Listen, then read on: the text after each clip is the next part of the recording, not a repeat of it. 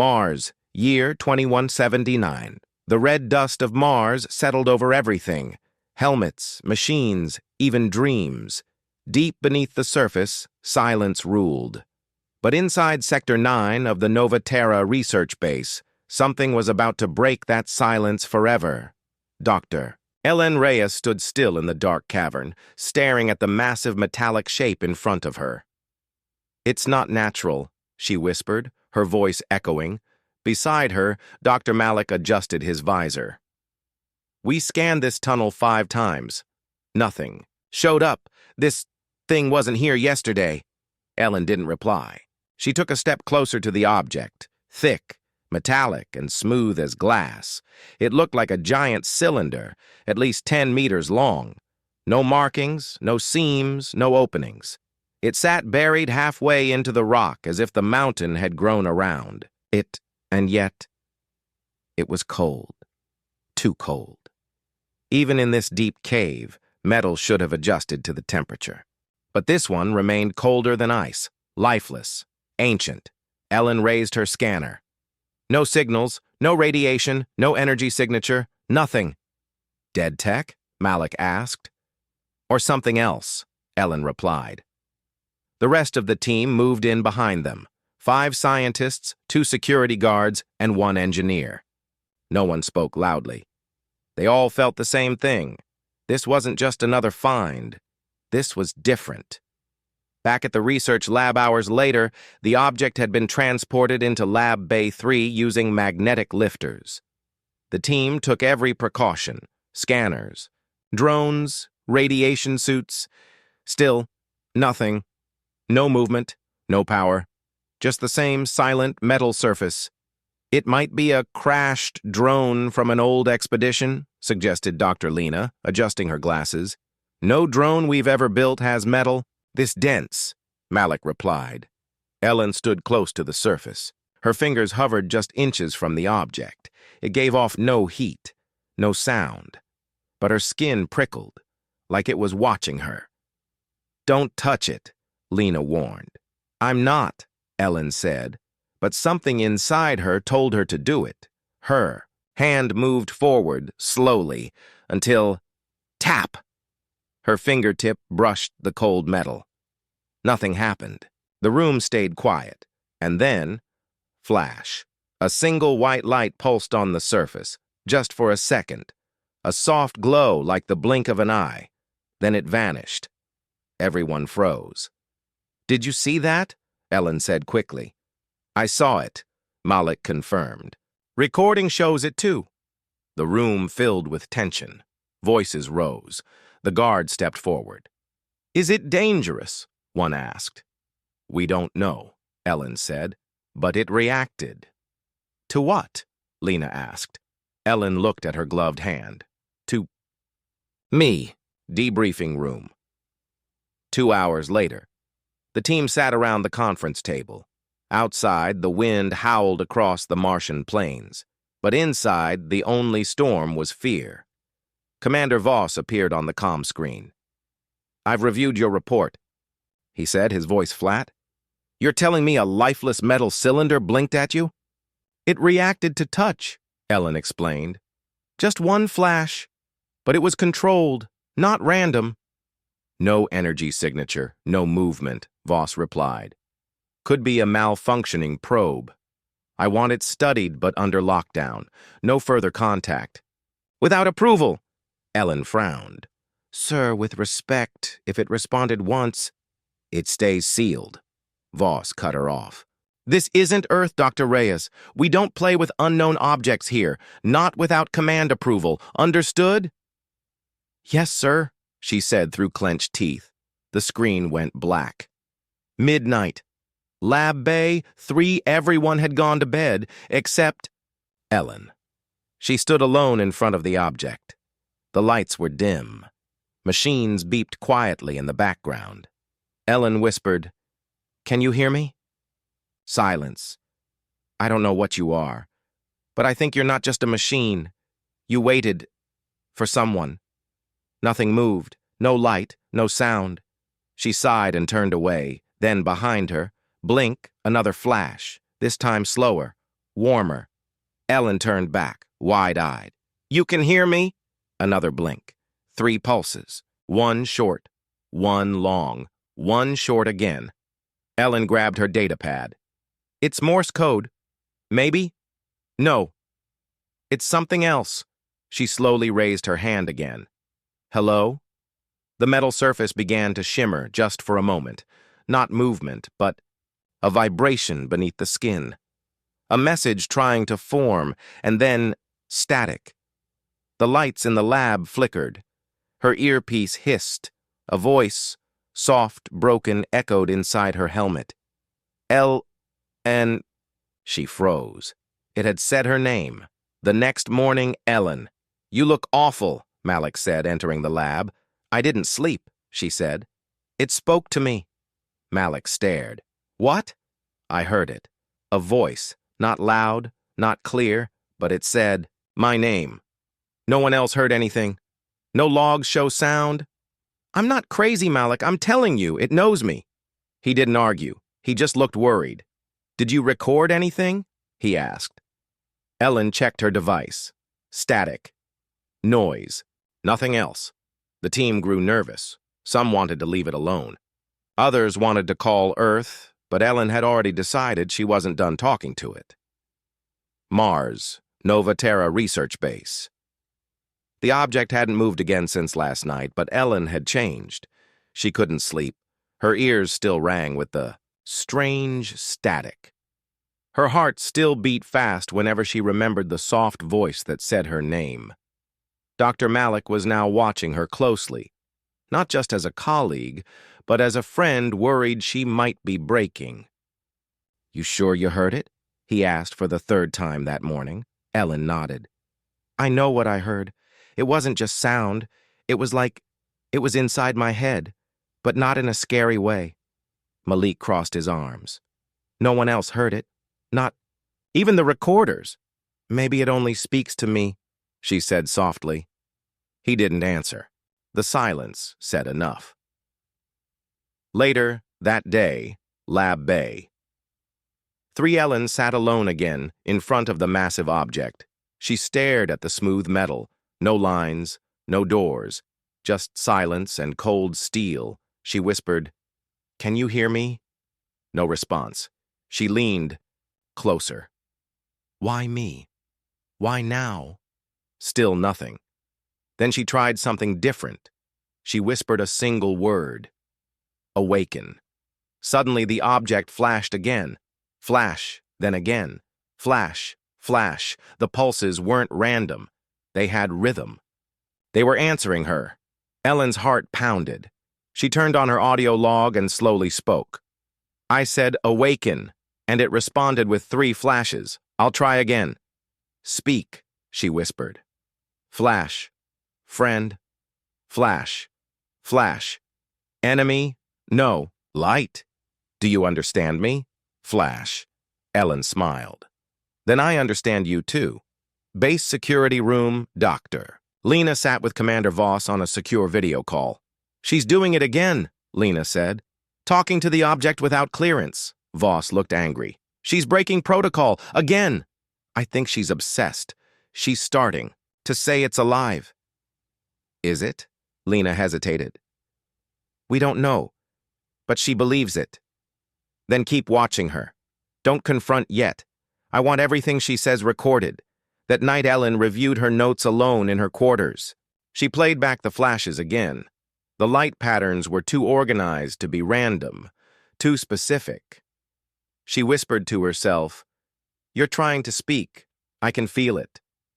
Then her datapad blinked. By itself. She didn't touch it. The screen turned black. Lines of strange symbols appeared. Alien letters, glowing softly. Then, one word appeared in English. Oryx, her breath caught. Is that your name? She spoke it aloud. Oryx. The lights in her room flickered. Her comm buzzed. She answered quickly. Only static. Then the voice returned. Softer this time. Like a whisper through the stars. Oryx. Awake. She whispered back. What are you? Memory. gate. Broken. Her skin went cold. What broke you? Silence. Then, time. Fire. Silence. The call cut. She stared at her screen, her fingers trembling. This wasn't just a machine. Oryx was a being, and it was waking up. Next morning, base meeting room. The team gathered. Ellen walked in late, tired but determined. Lena stood. Ellen, we need to talk. About Oryx? Ellen asked. Malik turned sharply. You gave it a name? It gave me one, Ellen replied. Oryx. It spoke to me again. Lena scoffed. You expect us to believe that? That an ancient object can speak English and knows your name? I didn't believe it either, Ellen said, until it showed me. She played the audio. Static. Then a soft echo of her name. Barely a whisper. But there, some eyes widened, others narrowed. Malik looked at her. You think it's intelligent? I know it is, she said. Commander Voss's face appeared on the wall screen. I warned you, Dr. Reyes, he said coldly. No contact without approval. You're now suspended from the research team. You'll be confined to quarters until further notice. Ellen stood frozen. You can't. I just did, Voss said. And if that thing is really speaking, we'll handle it from Earth. The screen went black again. That night, unauthorized access Malik met Ellen in her quarters, whispering quickly. I think you're right. Oryx is more than a machine. Ellen looked at him with hope. You believe me? I reviewed the logs. The flash patterns match an ancient mathematical sequence. It's communicating. Ellen stood. Then we have to go back. Tonight. Malik nodded. Security is light on the night shift. If we move fast... They slipped out into the corridor, careful and silent. Lab Bay 3. Midnight Ellen placed her hand on the object again. This time the reaction was instant. Flash, flash, flash.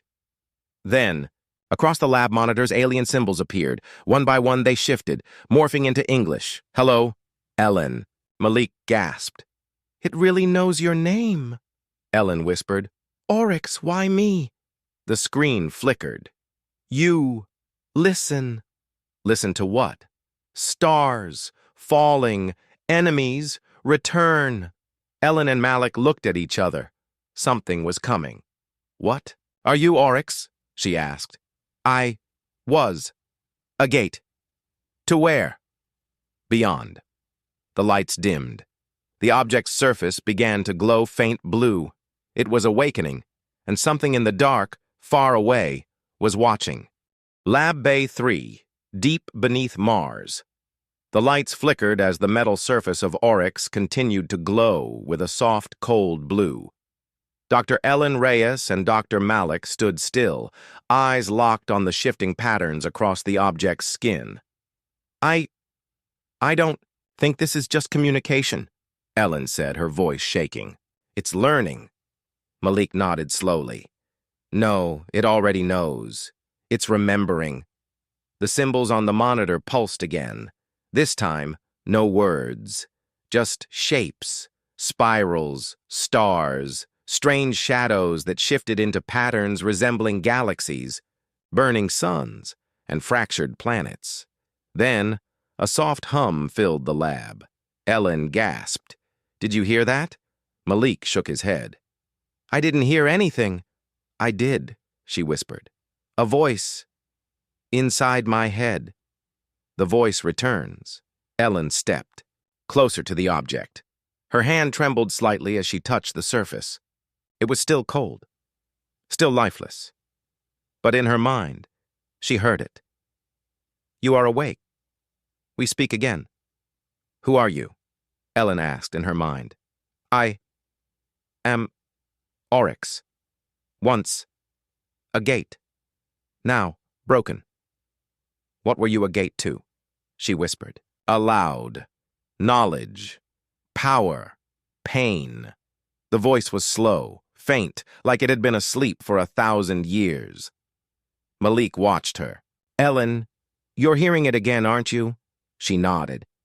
Yes, It's not just answering, it's remembering. She turned to Malik. It's been through war. The memory download. The surface of Oryx lit up once more. But this time, it didn't flash. It shimmered. Then the lab lights flickered, and every monitor turned black. A single image appeared, a burning planet, and behind it, ships, thousands of them, dark, spiked, terrifying in size. They hovered in silence over a dead world. Ellen stared, frozen. Malik stepped back. "What is that, I think?" Ellen said slowly. "This is what Oryx saw." The image changed. Now a peaceful star system, planets green and full of life. Then came the fire. The ships returned, a bright flash. Everything burned. A final image filled the screen. A single metal object, Oryx, falling through space. Alone. The truth about Oryx. "Malik," Ellen said quietly. "I don't think it's just a machine. I think it's, a witness. Maybe even a survivor." "A survivor of what?" She looked him in the eye. "Something we don't want to meet." The Council's arrival, that evening a shuttle arrived from Phobos Station. 3 figures stepped off, military uniforms, cold expressions. Commander Voss greeted them in person. "Welcome to Nova Terra. You've read the report?" The lead officer, Colonel Reith, nodded. "If this artifact really is communicating, we need to secure it immediately. Earth High Command wants it under direct military control." "What about Dr. Reyes?" Voss asked. "Her usefulness is ending," Rith said flatly. Ellen's isolation. Later that night, Ellen sat alone in her quarters, pacing. The voice had stopped. Oryx had gone silent again, but her mind still echoed with the images, the dead world, the enemy ships, the fire. Then, a new sound, a whisper. Inside her head. Gentle, sad. "They come. They always come." Ellen's eyes widened. "Who?" "The ones who burn stars. They will hear me if I speak too loud." A chill ran down her spine. She whispered, "Are they close?" Watching, listening, waiting, and then silence again. Confrontation in the lab. The next morning, Ellen rushed to Lab Bay 3, but armed soldiers were already there. Colonel Rith turned to her. "You're not authorized to enter. Step away." "I'm the only one it speaks to," Ellen shouted, "which is exactly why you're being removed from the project." Ellen looked past him. Oryx sat motionless, like it had gone back to sleep. Malik slipped up beside her, whispering, "They're trying to hack it." Her heart stopped. "That's a mistake." She looked at Oryx. "Please, wake up." No response. The military team connected a power core to the object, and then screech, not from the speakers, not from the room, from inside their minds. Soldiers fell to their knees, grabbing their heads. The lights exploded, sparks flew. Ellen heard it clearly. One single word inside her skull. "Stop." Aftermath. An hour later, the lab was shut down. Everyone, injured, was stabilized, but shaken. Colonel Reith demanded the object be destroyed. But Voss hesitated. If it has power to do that without moving, we may not survive if we provoke it further. Back in Ellen's quarters, that night, the voice returned, but it was different now. Weaker, like it was afraid. "You must decide. Let them take me, or let me sleep." Ellen whispered. "Why me? Why are you talking to me?" "You listened. Others fear. You ask." She nodded, tears forming in her eyes. "Are you a weapon?" "I was before the fall. Now, I am only memory." "What's coming?" "The old ones, the destroyers. They felt my signal." Her chest tightened. "When?" "Soon. Mars, Nova Terra, Research Base, Lab Bay 3." The lab was in lockdown. Thick steel doors sealed shut. Armed guards stood outside. Security drones hovered near the ceiling, ready to fire at any sudden movement. Inside, the artifact, Oryx, sat, still and silent, as if it had never moved at all. But everyone knew the truth now. It wasn't just a machine. It was alive, and it was powerful. Command Center. Meeting Room Commander Voss slammed a report down on the table. Colonel Rith and the rest of the council team watched quietly. "That thing caused a neural shock to half my team," Voss said, "without even touching anyone." "It was defending itself," Ellen said from the corner of the room. "You are not cleared to speak," Rith snapped. Ellen stood anyway. "If you keep treating it like a weapon, it will act like one." "You don't understand what we're dealing with," Rith said coldly. "This is a galactic threat." Ellen narrowed her eyes. "No, you don't understand. It warned me. If you force it, if you touch it again, something far worse will come." The room went quiet. Malik spoke. "Up. We've all seen the memories Oryx shared, the enemy ships, the dead stars. It's trying to protect us, not destroy us." Rith turned to Voss. "I don't care what the scientists think. I've received direct orders from Earth. We are initiating a forced extraction." Voss didn't look happy, but he nodded. "Fine. But I want Reyes out of the lab. Now." Later, that night, Ellen's quarters. Ellen sat in silence, staring at her reflection in the dark window. Her hands were still shaking. The voice hadn't spoken again since the last warning. "They felt my signal." Malik entered quietly. "They're moving fast. They're bringing in heavy tools, plasma cutters, drills, pulse rifles." "They're going to hurt it," Ellen said. Malik nodded. "Or make it hurt them." Ellen stood. "Then we have to stop them." Security breach. 0200 hours. The extraction team moved in. They brought advanced tools, scanning drones, and a portable command core. Their plan? Slice into Oryx and upload its internal memory to Earth. "Begin cutting," the tech officer ordered. A laser torch activated and touched Oryx's surface. For 1 second, nothing happened. Then, boom, the entire base shook. Power flickered. Monitors went black.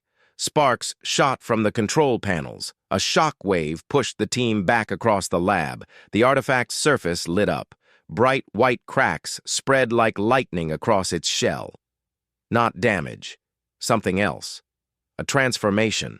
Then, Oryx spoke, but not in words. Oryx's defense. Every screen in the lab blinked on. Images flashed, fast, painful, endless. Explosions in space. Black holes spinning like jaws, cities falling under alien fire, screams, static, silence, fire. Soldiers screamed and dropped their tools. One passed out, another vomited. Ellen rushed into the lab, ignoring Malik's warnings. "Oryx!" she shouted. "Stop! Please!" The lights dimmed. The storm ended. And then, for the first time since the dig site, the voice spoke clearly, inside everyone's heads. "I warned you." Aftermath. Ellen sat in medical bay, watching over one of the injured soldiers. Malik stood beside her. "They'll shut the project down now," he said. "Earth won't risk any more attacks." "Good," Ellen whispered. "They shouldn't. Oryx is awake now. It feels everything." Malik frowned. "But how much does it remember?" Ellen looked toward the hallway, toward Lab Bay 3. "I don't think it ever forgot." Private message. From Oryx that night, her datapad lit up on its own. A new message appeared. "They have seen me. They are coming." Ellen typed back. "When?" No reply. Then, after a long pause, "Soon." Mars. Ellen's quarters. 0300 hours. The screen glowed softly in the dark room. Oryx had sent her one more message. "I remember." Ellen couldn't sleep. Not after what had happened. Not after seeing Oryx defend itself without weapons. Just through memory. Just through fear. Now it was talking again. It was remembering. But what did that mean? Lab Bay 3. Later that morning. The lab was empty. No one dared go near Oryx. Even the guards kept their distance. But Ellen walked in slowly. Alone. Oryx sat, motionless again. Its metal skin calm. The white cracks from before had faded. But a soft pulse still glowed deep within. Ellen whispered, "You said you remember." "What do you remember?" The lights in the room dimmed. The surface of Oryx shifted, almost like it was breathing. Then the walls around her flickered. Not just the screens, the whole room. And suddenly, she was somewhere else. Inside the memory Ellen stood on metal ground. Black sky above. Stars everywhere. She looked around. Oryx's voice echoed in her mind. "This is where I began." Before her stood a massive city, floating in space. Silver towers, giant rings spinning around a glowing core. She watched as creatures, tall, graceful with glowing blue skin, walked through the city, peaceful, advanced. Ellen felt it. This was Oryx's first home. The beings who made it. They built me to remember, to learn, to carry knowledge between worlds, Oryx said. They called me a gate. Ellen turned toward the sky. Something was coming. Ships, but not like the peaceful ones before. Black, spiked, silent. Thousands of them. Oryx's voice darkened. They came from outside, from the silence between galaxies. They hated light, hated life. She watched as the peaceful world tried to defend itself. Energy shields, fleets, weapons. But it wasn't enough. The enemy ships opened fire, and the sky turned white. Everything burned. Back in the lab, Ellen gasped as she returned to her body. She was on her knees, shaking, tears in her eyes. She whispered, "They killed them. All of them." Oryx responded softly, "Yes. I survived because I hid. I became cold, silent, lifeless. You let yourself be forgotten. It was the only way." Malik finds her Malik rushed in minutes later, having traced her badge. "Ellen, are you okay?" She looked up. "I saw them, Malik. The ones who made Oryx, and the ones who destroyed them." Malik's voice dropped. "What did they look like?" "They weren't just invaders," Ellen said. "They were void, like shadows that swallowed stars. Their ships didn't make sound, just silence." Malik helped her stand. "You're shaking." "It wasn't just a memory," she whispered. "It was a warning." Meeting with Voss, Ellen sat across from Commander Voss and Colonel Rith. She was calmer now, but her voice was firm. Oryx isn't just a machine. It's a survivor of a galactic extinction. It carries knowledge, yes, but also trauma. Rith folded his arms. "And why should we care about memories from a dead civilization?" Ellen leaned forward. "Because the same enemy Oryx saw is coming back." Silence. Voss frowned. "You're telling me this object has predicted a new war?" Ellen nodded. "No, not predicted. Detected. When we woke Oryx, it sent a signal. The enemy felt it. They're watching. Meanwhile, unknown location somewhere, far from Mars, far from Earth. A dark signal pulsed through deep space. In a place with no stars, no light, a shape moved. A single black ship powered on. Something ancient had awakened, and now it knew where to look. Back on Mars, Ellen and Malik paced the hallway. "Do you think Earth will believe us?" Ellen looked tired. "No, not until it's too late." "So what do we do?" She thought for a moment. "We learn everything Oryx remembers. Everything. If war is coming, We need to understand the enemy before they arrive. Earth High Command. Orbiting Station Aegis. On the far side of the moon, Earth's military council gathered in a dark room floating above the planet. Admiral Kieran stared at the live feed. From Mars, Oryx glowing faintly in the center of the Novaterra lab. "That thing's alive," he said. General Noma nodded. "And now it's showing them visions. Memories." "We didn't authorize that artifact to be activated," said another officer. A long pause, then Kieran gave the order. "Send the warship Horizon Breaker. Lock down the Mars base. Retrieve the artifact. If the scientists resist, contain them. Mars, Novaterra." Research base. Morning briefing alarms rang across the base. Commander Voss entered the main hall with a serious face. The team gathered quickly, nervous and half awake. "Hi. Command has sent the Horizon Breaker. It'll arrive in 48 hours. Dr. Malik frowned. "Why send a dreadnought? That's a warship." "They've declared the artifact a Class 1 threat," Voss said. "The entire base is under Earth military control starting immediately." Ellen stood up. "You don't understand. That artifact, Oryx, is the only thing that can help us stop what's coming." "Then you better convince Earth," Voss said. "Because they're not coming to listen. They're coming to take it." Lab Bay 3. Ellen meets Oryx. Again. The lab was still under tight guard, but Ellen was granted one last session under supervision. She stepped forward, placing her hand on the artifact. It pulsed gently. "They come." Oryx whispered inside her head. "Yes," she whispered back. "Earth's ship. They're coming to take you. They will break me. They do not understand. They're afraid. Fear blinds." Ellen looked around at the soldiers watching her. "Oryx, if they take you, can you survive?" "Not whole," she swallowed. "Then we can't let them take you." Secret meeting. Ellen, Malik, and Lena.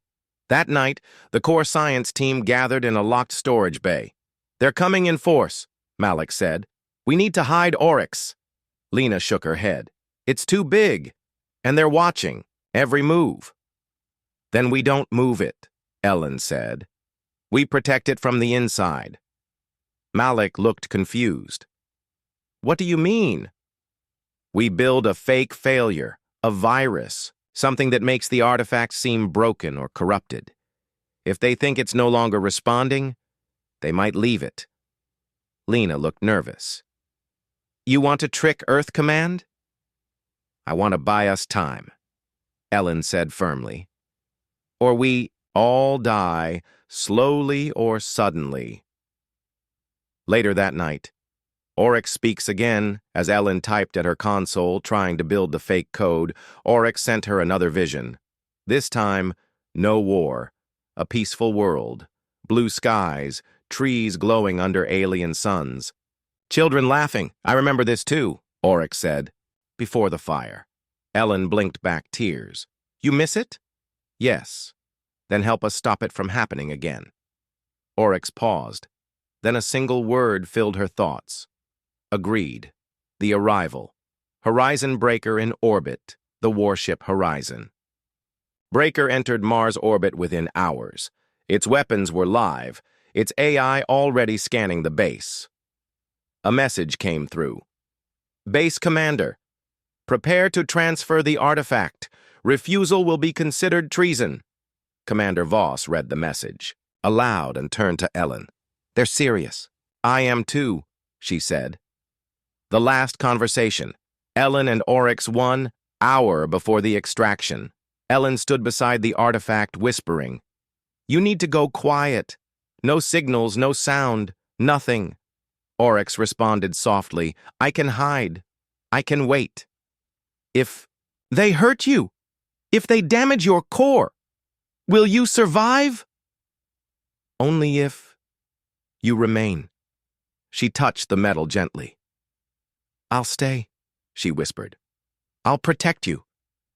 Oryx sent one final message through her datapad. Then I will sleep. The lights inside it dimmed. The pulse stopped. Oryx went cold again, just like before. Opening scene. Mars base. 3 days after Earth took Oryx. The lab was quiet. Oryx sat locked in a magnetic crate, sealed by Earth's military. Guards stood nearby, bored and yawning. They didn't believe it was dangerous anymore. It's just a rock, one of them joked. Dead rock. But deep inside the metal, something was changing. Not broken, not sleeping. Waiting. Ellen's quarters. Strange effects. Begin Ellen hadn't slept much.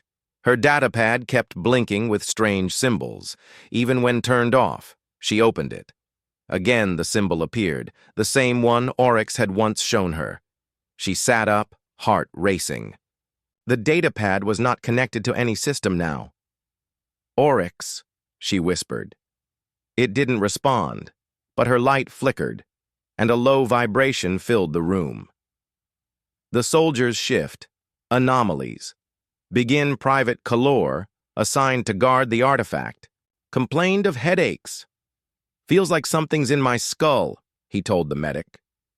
Later that night, he collapsed in the hallway, his nose bleeding, whispering strange words in an unknown language. The med team called it a breakdown, but Ellen recognized the words. They were from Oryx's visions.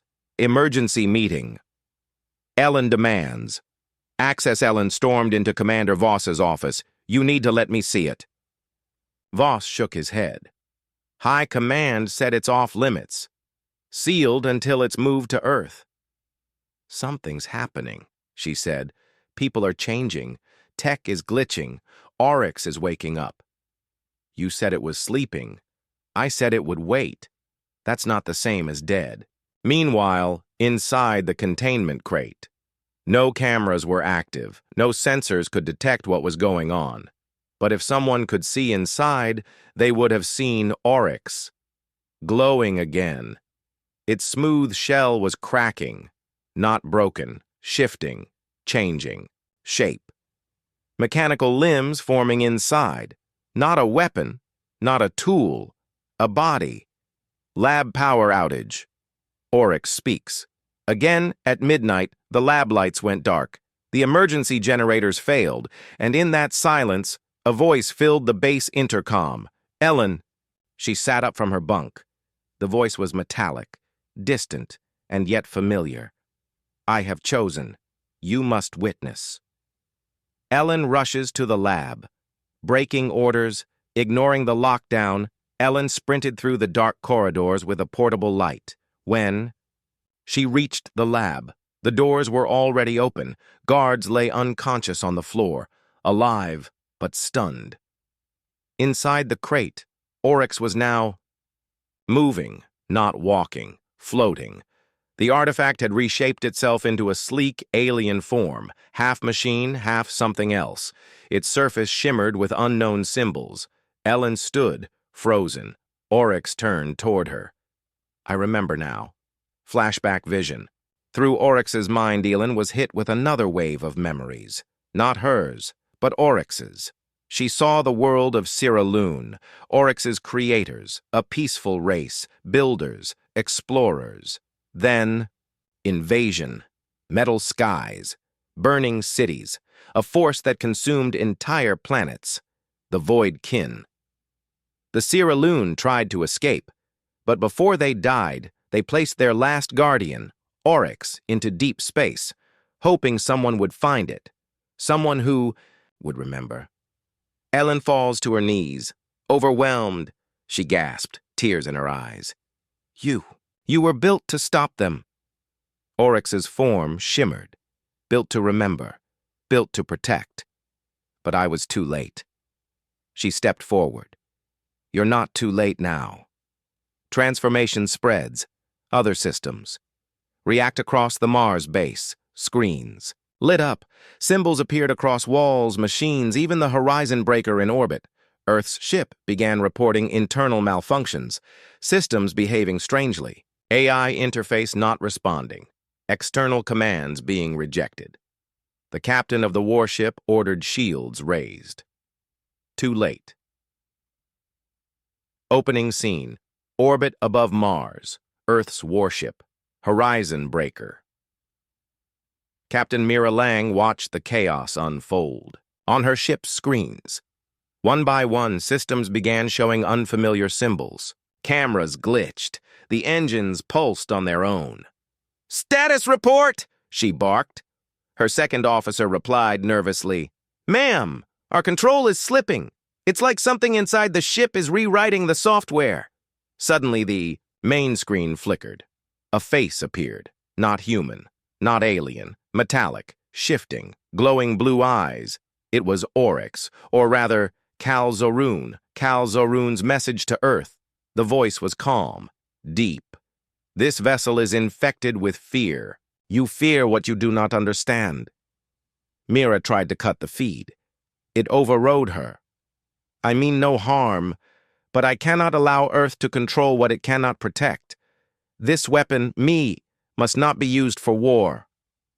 She froze. Was it threatening them or warning them? Mars surface. Ellen tries to intervene. Back on Mars, Ellen stood next to the floating form of Kal Zorun. "You can't take over Earth's ship," she pleaded. Kal Zorun's form shimmered. "I do not want control, but their fear drives destruction. They will try to use me or destroy me. I must stop them before either happens." Ellen placed a hand on its side. Warm now. Alive. "You don't have to fight them. Let me speak to them." Mira's dilemma. Shoot or listen. On the Horizon breaker, Earth Command sent urgent orders. "If the artifact has compromised your systems, disable Mars base. Fire." Mira stared at the command. Her crew was tense. Hands on weapons. Eyes on her. One officer whispered, "Ma'am, if we fire, we end it." "But we might start something worse," she replied. Aboard the warship, Kal Zorun shows them the Voidkin. Then, without warning, everyone on the warship saw the same vision, a projection, a memory. The same alien monsters from Ellen's earlier visions, the Voidkin, appeared in deep space, massive, dark, feeding on stars, ripping through civilizations. They weren't myth. They were real, and they were moving again. Kal Zorun's offer: "I was made to stop them, but not as a weapon of war, as a shield. Let me help. But I must choose where and when." Captain Mira's eyes filled with doubt. She spoke to the image. "And if we say no?" Kal Zorun paused. "Then I will leave. I will bury myself in the stars once more, and your world will remain blind until it is too late." Flashback. Ellen's father. Was right. Ellen remembered her father's last research notes before his death. He wrote of living code, deep time memory, and a protector made of metal and stars. People had laughed at him. Now Ellen stood in front of the proof. "My father called you the Watcher," she whispered. Kal Zorun turned slowly. "He saw me, even when I slept." Decision time. Humanity stands at a crossroad, Captain. Mira spoke again. This time not as a soldier, but as a human. "We don't want to make enemies of you, but Earth will fear what it doesn't control." Kal Zorun said nothing. Instead, the ship's engines powered down, life support stabilized. Systems returned to normal. It let go. Kal Zorun's parting message: "Then I will leave Mars, but not far. When the stars scream, you will need me." And just like that, Kal Zorun vanished. Not through a door, not with rockets. It phased. Into the rock, into the data, into the dust. Gone. Opening scene. Deep space, near the Kuiper. Belted started with silence. Then came the ripple. A wave in space, like gravity tearing. Satellites near the edge of the solar system picked up impossible data. Black shapes moving, bending space. No signal. No sound. The Voidkin had entered the system. Earth didn't notice at first, but Mars did. And Kal-Zorun felt them.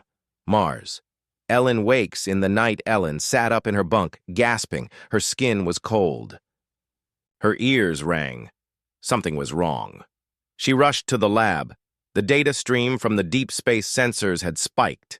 Radiation levels were climbing. Unknown signatures, alien and massive, were entering the system from beyond Neptune. Kal-Zorun's warning had come true. They had 1 year, but they arrived early. Earth's reaction, denial and panic, Earth's high command met in secret. Impossible, one general said. We would have seen them. But the images didn't lie. Massive, shifting shadow-like objects approaching fast. We underestimated the timeline. They're cloaked, and they're not coming to talk. Panic spread. Nations blamed each other. Some called it a hoax. Others demanded Kal-Zorun be activated, controlled, weaponized. But Kal-Zorun was gone. In orbit. Kal-Zorun's return. Suddenly, above Mars, the stars shimmered. Kal-Zorun emerged from the void like a ghost, larger than before. Its metal skin now glowed faintly with blue and gold veins. Something had changed. Ellen stood outside the base, watching it hover silently above the red desert. She whispered, "You came back." Kal-Zorun speaks, a terrible truth. It spoke into her mind, gentle but heavy. I watched them move. They are close now. Too close. Ellen asked, "Can you stop them?" Kal-Zorun hesitated. "Not alone, not anymore." Its glow pulsed. "I must awaken the others." Ellen's heart stopped. "Others?" Kal-Zorun turned toward deep space.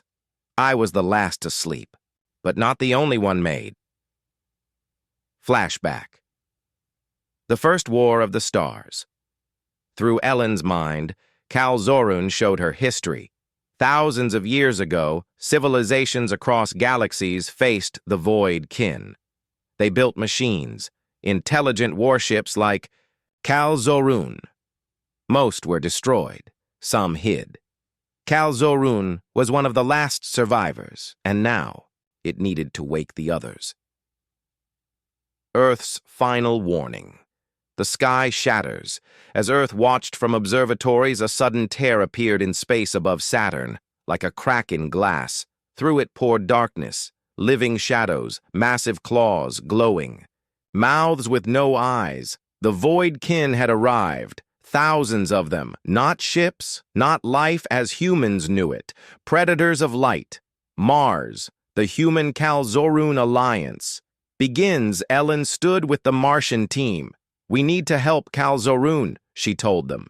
They looked scared, but she was clear. "We don't have a choice."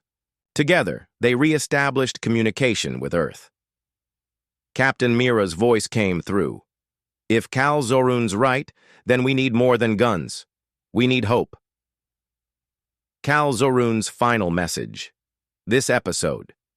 Kal-Zorun opened a long forbidden channel, a frequency older than Earth's history. It whispered across the galaxy. "Wake, brothers and sisters. The sky breaks again. We are needed.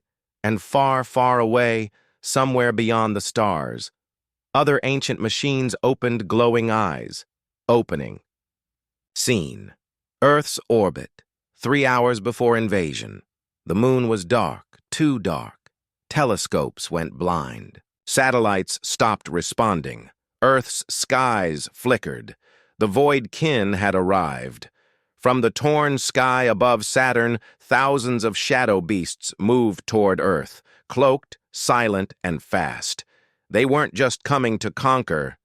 They were coming to consume. Mars. Kal-Zorun. Awaits. Kal-Zorun hovered over the Martian cliffs. It was glowing brighter now. The ancient metal that once slept for ages pulsed like a heartbeat. Ellen stood near the command post, trembling but steady. "Will they come here too?" Kal-Zorun answered without turning. "They will go where the light burns strongest. Earth first, then the rest." She asked. What happens if we fail? Calzorun turned slowly. Then your stars will fall quiet. Forever, across the galaxy, the others.